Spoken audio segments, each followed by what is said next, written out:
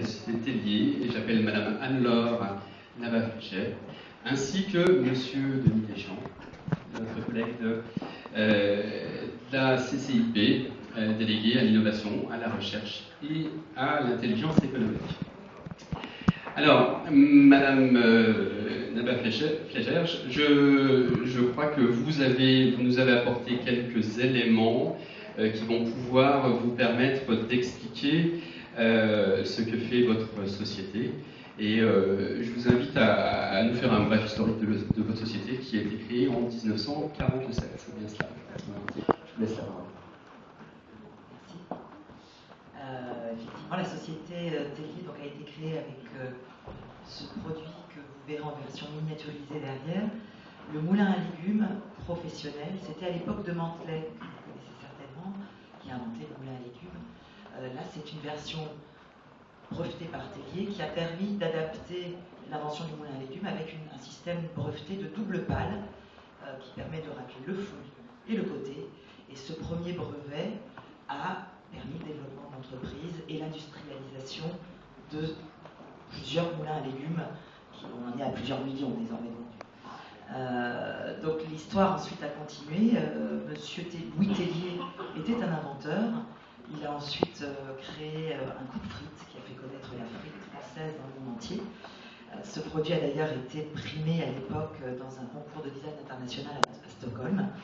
Vous verrez également ce produit derrière dans la petite alcôve. Il est toujours fabriqué comme nos moulins à Argenteuil, de la même manière qu'on les fabriquait à l'époque où ils sont sortis, donc 65 ans après la création de la société. Et donc l'entreprise ensuite a été jalonnée de plusieurs innovations régulières. Il y a eu des ouvre-boîtes avec un système de nettoyage très innovant qui a permis une avancée importante dans le domaine de la collectivité, puisque quand vous ouvrez une boîte, vous avez malheureusement, si le système de molette et de lame ne sont pas bien entretenus, des bactéries qui peuvent pénétrer à l'intérieur des boîtes de conserve et donc générer des problèmes de santé au niveau des usagers des collectivités. Donc on a eu deux brevets, un modèle électrique et un modèle manuel avec un système d'extraction de la molette, des accès. Et donc sur la base de ces trois produits phares que l'on vient de voir, enfin on n'a pas vu le coupe frites, mais on a encore 35% de l'activité qui est basée sur ces gammes fortes de produits brevetés, qui nous permettent surtout de vendre tout un ensemble de produits à nos clients, mais également de pénétrer des marchés à l'international où nous distribuons ces produits dans plus de 100 pays aujourd'hui. Et donc la société a ensuite été jalonnée par d'autres créations, d'autres innovations, avec à chaque fois un dépôt de modèle, un dépôt de brevet quand on peut. Et donc on s'attaque également depuis 2 ans à faire un peu plus de marketing afin de toucher également le grand public.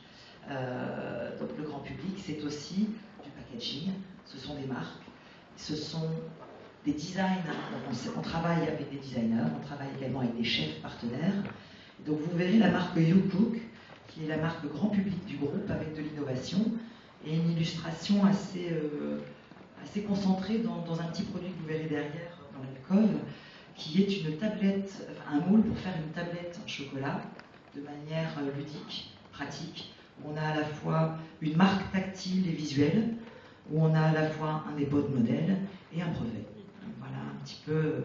Donc on compte bien que toutes ces innovations que nous avons menées avec l'équipe en interne, donc vous avez Malek Barkia qui a son petit film derrière, qui est notre responsable développement produit.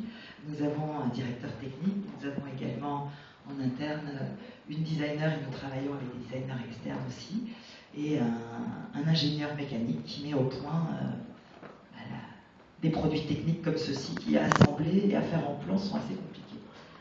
Je remercie également l'INPI bien sûr de nous accorder cet honneur de reconnaître l'innovation chez Tellier qui est notre moteur effectivement.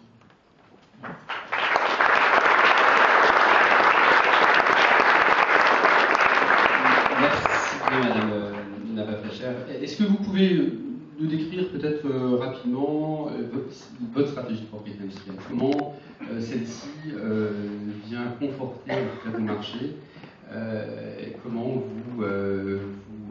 comment celle-ci impacte-t-elle sur votre développement?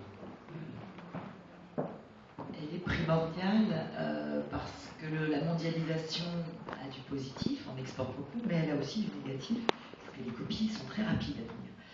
Et nous sommes confrontés sur des produits que on a pu s'apercevoir là dernièrement, où on avait un dépôt de modèle simplement, mais pas de brevet.